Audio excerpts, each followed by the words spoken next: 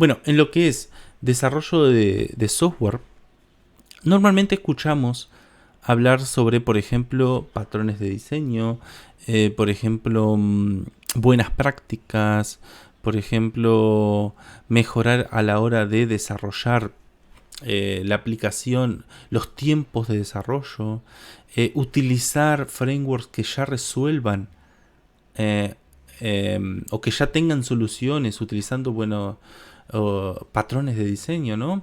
Y ahí encontramos, en lo que es desarrollo en general, encontramos, por ejemplo, Spring. Cuando utilizas Java, quizás algún otro lenguaje que desconozco, pero por ejemplo Java, podés utilizar algunos frameworks como es Spring, como es Struts, que utilizan patrones de diseño, como por ejemplo el MVC, que te permiten tener una estructura que ya es conocida, que ya fue aplicada millones de veces en millones de proyectos durante muchos años, y que ha funcionado bien, ¿no? Que es el popular patrón de diseño que se utiliza a la hora de hacer como es aplicaciones web, ¿no? Que es separar el MVC, es separar en tres partes lo que sería el modelo de datos, la vista y el controlador. Más o menos esa sería la idea de ese patrón. Pero entonces, ¿qué son los patrones de diseño, no? Bueno, los patrones de diseño en realidad es una solución a un problema. No importa el problema. O sea, puede ser un problema, por ejemplo, un problema de... quiero hacer que un jugador salve una partida y quiero resolver ese problema, ¿no? Entonces tiene que haber un código que resuelva ese problema. Pero tanto el código no es el problema, sino la arquitectura que hay detrás. ¿Cómo se va a armar ese código? ¿Cómo se va a armar la estructura de ese código? ¿Cuáles van a ser las partes? ¿Cómo va a estar dividido ese código? Para que en el futuro esa solución sea lo más limpia posible, escalable y a la vez que te permita, por ejemplo, arreglar bugs sin tener que andar tocando todo el código. Y esa es la idea del patrón de diseño y pensar en patrones de diseño. Y es llegar a una solución que luego no te revientes la cabeza contra la pared intentando cambiarla, ¿no? ¿El uso de patrones de diseño es obligatorio en los videojuegos o en el desarrollo de software? No, no es obligatorio. Es más, si no lo utilizas nadie te va a matar. Mientras no trabajes en una empresa, todo bien. O sea, es tu código, es tu vida, hace lo que quieras, ¿no?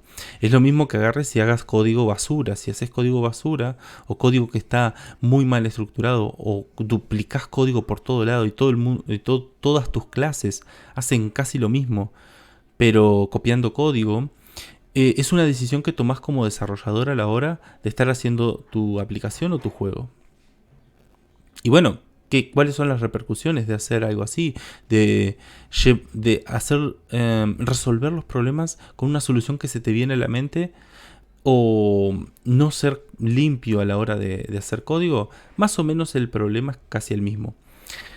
Si no sos limpio, entonces el día de mañana, o si tu código no es escalable el día de mañana, van a llegar otros desarrolladores o vas a querer vos dentro de un año y medio, vas a querer reanudar ese proyecto, mejorarlo, agregarle cosas y no te vas a saber por dónde moverte. O sea, se te va a romper todo, vas a cambiar una cosa y vas a romper otra porque te olvidaste que habías conectado esas dos clases. Va a ser una locura. O sea, eso está comprobado, yo diría. Experiencias, tengo un montón que me ha pasado eso, ¿no? Hay proyectos en los que toco por primera vez y desconozco el código y me pasa. Y hay una estructura que es bastante sucia. Pero también hay proyectos en los que yo mismo lo desarrollé, pero en su momento no lo desarrollé quizás de la forma más limpia o seguramente era una basura la parte de la estructura del código, aunque después el código era todo muy limpio, la estructura era bastante basura. Entonces había mucha cohesión entre las clases, y al final lo que terminaba pasando es que tocaba una cosa, rompía otra, ¿no? Y me olvidaba de esos detalles luego de 2-3 meses de no tocar el código. Y imagínate un año, ¿no? Que después ya no sabes ni dónde estás parado. Entonces, con qué corno tiene que ver, ¿no? El trabajo de un desarrollador que se planta y resuelve un problemita, que puede ser guardar un usuario, puede ser hacer caminar un jugador, o puede ser diversificar la inteligencia artificial de los enemigos. ¿Cuál es esa conexión con los patrones de diseño? Bueno, si vos llegás a una solución utilizando un patrón de diseño, lo que va a suceder al final es que vas a tener una solución que al tiempo, en el futuro, la vas a leer y la vas a reconocer. Vos vas a saber que utilizaste ese patrón de diseño documentándolo, tanto en el código o en un documento aparte, pero vas a saber que utilizaste ese patrón de diseño, y ese patrón de diseño siempre va a ser igual y siempre se va a leer igual, y el día de mañana, si tenés que escalarlo, si tenés que modificarlo, vas a saber dónde estás parado. ¿Está? Estoy viendo a ver si no se me derrite el celular. Ahí va. Bien, entonces, ¿qué es lo que sucede al final? Los patrones de diseño, entonces, son esa cosa que vas a estar tratando de hacerlo de esa manera, tratando de hacerlo de la manera que ya fue probada, para resolver problemas generales en el diseño de tu videojuego. Entonces, por ejemplo, ¿qué cosas a nivel práctico podemos encontrar que tienen su origen en algún patrón de diseño? En videojuegos, ¿tá? Porque en desarrollo de software se puede encontrar un poco más simple, por mi parte, porque tengo más experiencia en desarrollo de software que en desarrollo de juegos. Pero, ¿qué se puede encontrar en eso? ¿Cómo va, Miroso? ¿Qué se puede encontrar? En el desarrollo de videojuegos hay algunos patrones, como por ejemplo el singleton, que se utilizan para muchísimas cosas, pero una de ellas, y que también lo utiliza por otro lado Unreal, es para guardar la información del o el modo de juego o el estado del juego. La cosa, volviendo al tema, es el singleton, el primer patrón de diseño que yo quería conversar con ustedes. Y la verdad es que un singleton, en resumidas cuentas, es una clase, imagínensela como una clase Dios, ¿no? O una clase, podríamos decir una clase semidios. No, está bien, Dios. Una clase de dios, ¿no? Imagínense que hay muchos dioses. Bueno, una clase singleton es uno de esos dioses, ¿no? ¿Y por qué? Bueno, la idea es que no es reemplazable, no es instanciable, no es la idea. Se instancia solo una vez, pero digo, no es necesario instanciarla una vez. La idea no es esa, es justamente un singleton, ¿no? Algo que es single, que sería como de simple, de único, y la idea es que no tenga copias de él, ¿no? Entonces vos siempre, desde cualquier lugar del código, vas a poder acceder siempre a la misma instancia con los mismos datos, y por lo tanto es muy utilizada para ese tipo de cosas: guardar estado del juego, guardar la información del nivel actual, guardar la información del, ¿por qué no?, del jugador. Podría llegar a ser, si justo en tu juego la arquitectura está hecha para que el jugador sea totalmente único, que siempre mantenga ese estado en memoria, podría ser bueno utilizar un singleton. Yo creo que para el modo de juego está bien, y es algo recomendable. Unreal, por su lado, lo que hace es obligarte a eso, ¿no? Las clases que manejan el estado del juego, el modo de juego, la cámara, el tipo de peón que vas a usar, controles creo que también, o por lo menos los inputs y demás, son todos manejados por un singleton, que en este caso creo que se llama el Game Mode o algo así. No, tendría que revisarlo bien el nombre, pero que se llama Game Mode. Y así como ese, hay otras clases que funcionan que pueden funcionar como singleton. La idea del singleton es la siguiente, y voy a intentar a ver si puedo compartir, a ver si puedo compartir un poquito. A ver, ahí va. Esto va a ser muy charro, Intentaré mejorarlo en un futuro. Ajá. Ahí está. Bueno, la idea del singleton es un poco simple. ¿Por qué? Imagínense que es una clase que se tiene que instanciar a sí mismo, ¿no? Entonces, imagínense que esto es la clase y la clase, por ejemplo, es el estado del juego, ¿no? Lo que sería el game state o algo así. No importa el nombre, le pueden llamar de diferentes maneras. Yo normalmente cuando creo el estado del juego lo creo como system o como game system. Y ahí yo empiezo a hacer toda la lógica que después va a manejar el juego desde arriba, ¿no? Por ejemplo, tal cosa se crea. El nivel se termina cuando el jugador muere, ¿no? Entonces el jugador muere y ya le lanza al Game System la orden de cerrar el juego, ¿no? De hacer un game over o de permitir la pantalla de pasar de una pantalla a otra, por ejemplo. Entonces, esto sería como una clase de que se llama Game System, ¿no? En este caso, a ver si puedo agrandar un poquito el texto porque esto es la muerte, ¿no?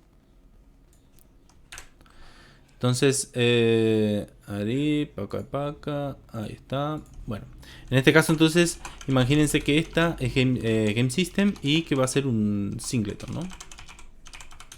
Entonces, ¿qué es lo que tiene el singleton en particular? ¿No? ¿Por qué se va a diferenciar este singleton de cualquier otra clase que ustedes conozcan? Bueno, simple, por un lado va a tener una instancia, ¿no? O sea, el singleton de alguna manera va a poder va a poder tener una instancia que va a ser la única instancia que va a manejar. ¿tá? Y como va a ser la única instancia, va a ser una instancia, va a ser un objeto, ¿no? de clase. ¿tá? Normalmente los objetos de clase en todos los lenguajes se le llaman objeto, sí, clases estáticas o objetos estáticos. En este caso una variable estática. Puede ser de muchas maneras. En este caso va a ser una variable estática que va a ser justamente la instancia de ese singleton, ¿no? Entonces vamos a decir que en este caso va a tener una instancia y esa instancia va a ser del mismo tipo porque va a ser una instancia de él mismo y esta instancia va a ser una estática. ¿tá? Esto de estático es importante, como les decía, lo que quiere decir es que esta instancia va a ser la misma si la llamás desde el Game System o la llamás desde la instancia misma. O sea, es una instancia que pertenece a la clase y no pertenece a un objeto en particular, a una instancia en particular. ¿Tá? Si no se entiende algo de lo que estoy diciendo, pregunten, porque en muchos casos estos conceptos son más dedicados al desarrollo en sí y no tanto a lo que capaz que tocan cuando están trabajando con un desarrollo de videojuegos en Unity o principalmente en Unreal y cosas así, en Game Maker, ¿no? Porque no llegan capaz a desarrollar este tipo de clases diferentes, ¿no? En Unity sí se ve mucho y es algo casi que obligatorio porque utilizar este tipo de cosas porque, bueno, vale la pena. ¿Tá? ¿Por qué? Porque si ustedes no lo utilizan, diferentes tipos de clases y demás, como les decía al principio, van a tener un sistema que en realidad va a ser una locura por dentro. Va a ser una estructura súper inventada por ustedes y que dentro de 6 meses, un año, ni ustedes van a reconocer el monstruo que hicieron. ¿no? Entonces van a intentar agregar cosas y van a tener que empezar a recordar todo lo que habían hecho. Entonces su proyecto no puede parar hasta terminar. Y una vez que terminen lo tienen que desechar, tirarlo, lanzarlo a producción y tirarlo porque no lo van a poder hacer cambios en el futuro si no se acuerdan de todo. Uno de los grandes problemas que tiene el no acordarse es que si se pierden de lo que hicieron, pueden empezar a romper mucha cosa cambiando solamente detalles. Dado que la estructura no sigue ningún estándar, no se basaron en nada para armarla, solamente en su idea en ese momento, van a tener que pensar como pensaron en ese momento para ver qué cosas conectaron, qué cosas están separadas, qué cosas pueden cambiar y qué cosas rompen si tocan otras cosas, ¿no? Entonces se complica bastante. Se resuelve un poco de eso con utilizando diferentes patrones de diseño, pero no solo patrones de diseño, también utilizando código limpio, utilizando Solid, ¿no? Que son metodologías o formas de desarrollar que te permiten basarte en algunas reglas, ¿no? Estar bajo algunas reglas, bajo el ala de personas que ya pensaron en eso y lo hicieron intentaron hacer de la mejor manera para que en el futuro no tengas que chocarte contra vos mismo, ¿no? Contra tu creación. Por supuesto que también tenemos que hacer un método estático, que es la forma de que vamos a obtener esta instancia, ¿no? Y como en C#, los métodos públicos en este caso empiezan con mayúscula, vamos a hacer un método público, ¿no? Y en este caso va a ser GameSystem. Entonces, ¿qué sucede con esto? Los métodos estáticos, un método que es estático, en principio, puede ser llamado directamente desde la clase. O sea que cuando vos llamás a esta clase e intentás obtener cuál es el sistema del juego, vos no haces GameSystem,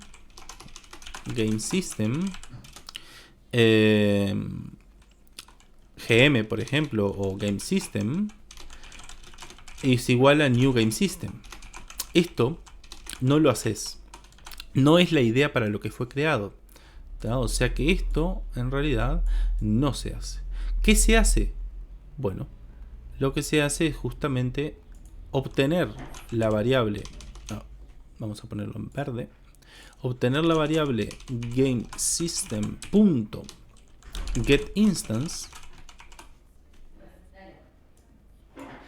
Y a esto sí guardar la variable en cualquier variable interna o directamente utilizarla donde quieras, ¿no? Pero no creas un GameSystem cada vez que lo usas, sino que obtenés la instancia directamente de la clase. Porque este es un método estático. No sé si tiene otro nombre el método estático, la verdad. En este caso, vos estás armando un singleton y de tal forma, cuando armas un singleton, lo haces de tal forma que no se pueda generar desde otro lugar. O sea que si alguien viene, un desarrollador nuevo, viene o vos dentro de un año venís y querés obtener el sistema del juego e intentás crear un game system utilizando esto, vos no te va a dejar, porque vos estás generando el singleton de tal manera que ningún desarrollador pueda generar un nuevo sistema de juego.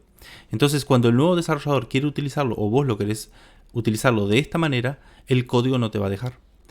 ¿Ah? Entonces, eso te permite saber que la manera, bueno, viendo el código por supuesto después, que la manera de utilizarlo es el getInstance.